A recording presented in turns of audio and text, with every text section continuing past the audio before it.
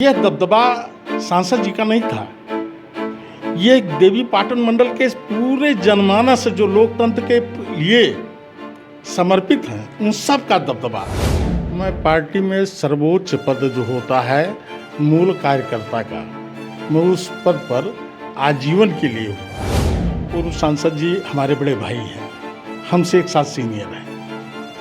हमारा उनका संबंध संभवतः मान के चलिए कि छात्र जीवन से ही रहा है।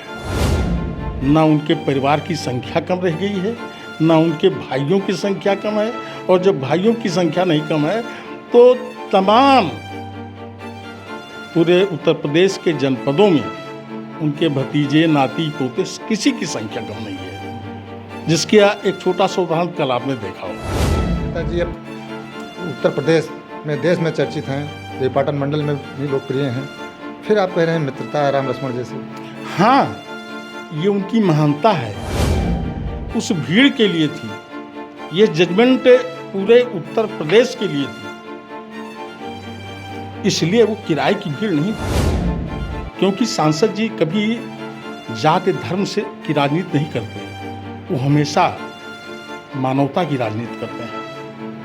उसी का उदाहरण था कि कल अंसारी ने दौड़कर माला पहनाया। कार्यकर्ता जो उनको जानते थे कि वो कितने सादा जीवन उच्च विचार के व्यक्ति हैं, उन्होंने ये माना था कि हम सबके खिलाफ साजिश हुई है। सांसद जी के साथ जो साजिश हुई थी, ये छोटी मोटी साजिश नहीं थी, विश्व स्तर की साजिश रची गई थी। भारत के उच्चतम न्यायालय के एक वरिष्ठ अधिवक्ता द्वारा इसकी स्क्रिप्ट तैयार की गई थी। नमस्कार, आप लोग देख रहे हैं गोंडा पब्लिक पोस्ट। मैं हूं शिवानंद मिश्रा। हमारे साथ भारतीय जनता पार्टी के वरिष्ठ कार्यकर्ता बीके तिवारी जी मौजूद हैं। ब्रिज किशोर तिवारी आपका पूरा नाम है, और बहुत कम ही आप मीडिया में सामने आए हैं। वरिष्ठ कार्यकर्ता क्यों हमने कहा, यह भी आपसे हम जानेंगे। आप वर्तमान में उत्तर प्रदेश सहकारी ग्राम विकास बैंक लिमिटेड देवी पाटन मंडल गोंडा के अध्यक्ष हैं, और आप निर्विरोध अध्यक्ष निर्वाचित हुए थे। तब भी हमने आपको शुरू में जब निर्वाचित हुए थे तब दिखाया था, दूसरा कार्यकाल आपका है। बैंक की स्थिति जब आप पहली बार अध्यक्ष हुए थे क्या थी, कैसे बैंक देवी पाटन मंडल का यही नहीं उत्तर प्रदेश के बैंकों को, कैसे सहकारी बैंकों को सहूलियत मिली थी, वो बात हम पार्ट 2 में दिखाएंगे। आज के करंट मुद्दे पर हम आएंगे, जो कि अभी आप लोग जान रहे हैं।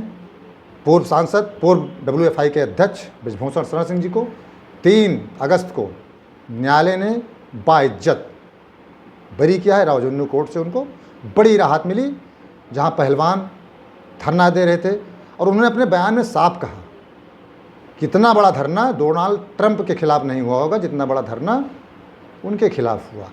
लेकिन लोगों की चाहत, हुजूम, भीड़, कैमरे नहीं दिखा पाए होंगे जितनी भीड़ थी एयरपोर्ट से लेकर नंदिनी नगर पहुंचने तक। यह लोकप्रियता है, पैसे देकर भीड़ नहीं बुलाई जा सकती है, सभी लोग जानते हैं। लोकप्रियता है। वर्तमान में उनके बड़े पुत्र बीजेपी से विधायक हैं, सभी लोग आप लोग जान रहे हैं। छोटे पुत्र करण भूषण सिंह कैसरगंज से सांसद हैं। तिवारी जी से सीधे हम आप लोग को रूबरू करवाते हैं। तिवारी जी, बहुत बहुत स्वागत है गोंडा पब्लिक पोस्ट पर। आपका बहुत बहुत धन्यवाद। आप भारतीय जनता पार्टी के वरिष्ठ सदस्य हैं। ये सब चीज़ें हम तो हमने कहा बाद में बताएंगे, लेकिन आज आते हैं, आप पार्टी में किस पद पर हैं? देखिए, मैं पार्टी में सर्वोच्च पद जो होता है मूल कार्यकर्ता का, मैं उस पद पर आजीवन के लिए हूँ। राजनीतिक जीवन से लेकर के अपने देहावसान तक मैं इस कार्यकर्ता के रूप में, ये सबसे बड़ा पद होता है किसी भी दल का, और भारतीय जनता पार्टी का तो जो मूल कार्यकर्ता होता है, कार्यकर्ता ही सबसे बड़ा पदासीन होता है। भाजपा में तो ये भी कार्यकर्ता, एक छोटा सा कार्यकर्ता बड़े पद पर जा सकता है। वो अपने पार्टी के प्रति डिमोशन, लोगों के मध्य उसका सेवा भाव, ये उसको वहाँ ले जाता है। अच्छा, आज आ जाते हैं, चूँकि करंट में आप भाजपा में ही हैं। पूर्व सांसद जी को रावजन्नू कोर्ट से राहत मिली, बड़ी राहत मिली, तो आपके उनके संबंध किस प्रकार से हैं? देखिए, पूर्व सांसद जी हमारे बड़े भाई हैं, हमसे एक साथ सीनियर हैं। हमारा उनका संबंध संभवतः मान के चलिए कि छात्र जीवन से ही रहा है, और जैसे राम और लक्ष्मण की जोड़ी होती है थी, आज भी वो हमारे लिए राम, मैं उनका छोटा भाई लक्ष्मण नहीं हूँ, और यही प्रेम भाव आज भी मेरे लिए बराबर दोनों के बीच बना हुआ है। अच्छा, जब कोई बड़े पद पर हो जाता है, चूँकि नेताजी अब उत्तर प्रदेश में देश में चर्चित हैं, देवीपाटन मंडल में भी लोकप्रिय हैं, फिर आप कह रहे हैं मित्रता राम लक्ष्मण जैसे।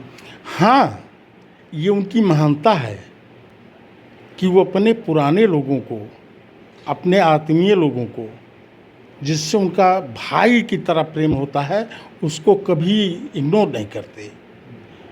यही कारण है कि आज सांसद जी, नेताजी के लिए ना उनके परिवार की संख्या कम रह गई है, ना उनके भाइयों की संख्या कम है, और जब भाइयों की संख्या नहीं कम है तो तमाम पूरे उत्तर प्रदेश के जनपदों में उनके भतीजे, नाती, पोते, किसी की संख्या कम नहीं है, जिसके एक छोटा सा उदाहरण कल आपने देखा होगा।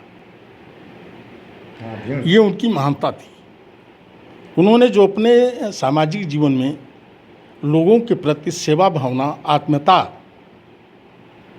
प्रदर्शित किया था, उसका एक छोटी सी झलक छोटे से समय में कल आप लोगों ने देखा है। सांसद जी के प्रतिनिधि जो हैं, हमने बात की थी सुनील सिंह जी से, उन्होंने कहा था कि बुलाए गए लोग नहीं हैं, अपने आप आए हैं। इतना ही नहीं, कोई उसमें बुलावा थोड़े था। जिस दिन माननीय सांसद जी के ऊपर बड़ी साजिश के तहत ये आरोप लगाया गया था, कुछ समय उत्तर प्रदेश के जो सांसद जी के सानिध्य रहने वाले, उनको निकट से जानने वाले, भारतीय जनता पार्टी हों या किसी भी दल के हों, कार्यकर्ता जो उनको जानते थे कि वो कितने सादा जीवन, उच्च विचार के व्यक्ति हैं, उन्होंने ये माना था कि हम सब के खिलाफ साजिश हुई है। और 3 अगस्त को माननीय न्यायालय ने जो उनके साथ न्याय किया, वो न्याय सांसद जी तो कटघरे में खड़े होकर के बाइज्जत बरी हुए, लेकिन एक तरीके से कल का हजूम बता रहा था कि प्रत्येक व्यक्ति अपने साथ हुए उस साजिश में अपने को बरी पा रहा था। वो हर व्यक्ति बृजभूषण सिंह बना हुआ था और हर व्यक्ति एक दूसरे को बधाई दे रहा था। ये न्याय उस भीड़ के लिए थी, ये जजमेंट पूरे उत्तर प्रदेश के लिए थी, इसलिए वो किराए की भीड़ नहीं थी। और वही नहीं, आज सुबह भी अभी तक उनके यहाँ मेला लगा हुआ है, उनके परिवारिक जन की तरह लोग उनसे गले मिल रहे हैं, वो उसी तरह से उनको अपना सम्मान दे रहे हैं। हमने भी देखा था बाबरी मस्जिद के जो पक्षकार हैं, इकबाल अंसारी रहे हैं जो पहले से, वो अभी उनको फूलमाला पहरा रहे थे। वो रास्ते में दौड़ करके सांसद जी को माला पहनाए हैं, क्योंकि सांसद जी कभी जाति धर्म से की राजनीति नहीं करते, वो हमेशा मानवता की राजनीति करते हैं। उसी का उदाहरण था कि कल अंसारी ने दौड़कर माला पहनाया है। अच्छा, देवीपाटन मंडल में एक दबदबा शब्द चल रहा है, दबदबे पर आपकी क्या राय है? देखिए, सच्चाई तो ये है कि हमारा देश 1947 में आज़ाद हुआ था, लेकिन जनपद गोंडा में मूल लोकतंत्र 1991 में प्रिय बड़े भाई श्री बृजभूषण शरण सिंह के सांसद बनने के बाद असली लोकतंत्र तब बहाल हुआ। तो यह दबदबा सांसद जी का नहीं था, ये देवीपाटन मंडल के पूरे जनमानस जो लोकतंत्र के लिए समर्पित हैं, उन सब का दबदबा था और ये रहेगा, इसमें कोई दो राय नहीं। सांसद जी के साथ जो साजिश हुई थी, ये छोटी मोटी साजिश नहीं थी, विश्व स्तर की साजिश रची गई थी। भारत के उच्चतम न्यायालय के एक वरिष्ठ अधिवक्ता द्वारा इसकी स्क्रिप्ट तैयार की गई थी। मूल रूप से हम लोगों के जो अंतर्मन से हम लोगों ने देखा है, पाया है, अभी तक 42 लोग इसमें साजिश करता थे। वक्त आने पे एक एक का नाम उजागर होगा, एक एक के कृत्यों को हम लोग सामने रखेंगे। नेताजी ने भी कहा है सर। अच्छा, आने वाली राजनीति पर इसका क्या फ़र्क पड़ेगा?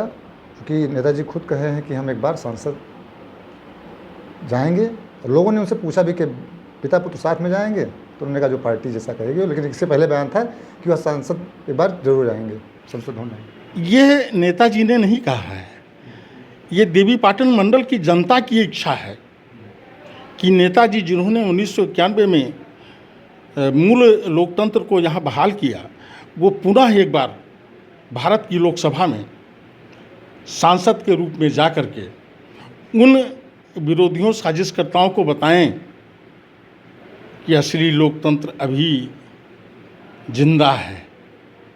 सांसद बन के वो फिर वहाँ जाएं, देश की सेवा करें और जो सिंबल उन्होंने न्याय के लिए आने वाले नागरिकों के लिए तैयार करके दिया है, उससे और तमाम नवयुवक ऐसी विषम परिस्थितियों में लड़ने के लिए बिल्कुल निर्भय होकर सामने आएंगे। इसलिए सांसद जी का लोकसभा में जाना बहुत आवश्यक है। बहुत बहुत धन्यवाद हमसे बातचीत करने के लिए। पार्ट 2 हम आपका दिखाएंगे, आपका राजनीतिक सफ़र कैसा रहा है, यह भी आपको दिखाएंगे कहाँ कैसे किस प्रकार से, चूँकि वीडियो लंबा हो जाएगा। आप बृजकिशोर तिवारी जी, एक बार फिर से आपको बता दें, उत्तर प्रदेश सहकारी ग्राम विकास बैंक लिमिटेड देवी पाटन मंडल गोंडा के अध्यक्ष हैं, लेकिन आपने साफ तौर से कहा कि भारतीय जनता पार्टी के आप सदस्य हैं, कार्यकर्ता हैं, कि वो सबसे बड़ा पद है। पूर्व सांसद जी के बारे में भी तमाम सारी चीज़ें आपने बताई। पार्ट 2 जल्द ही हम आप लोगों को ले गए हैं। आप लोग देखते रहिए गोंडा पब्लिक पोस्ट।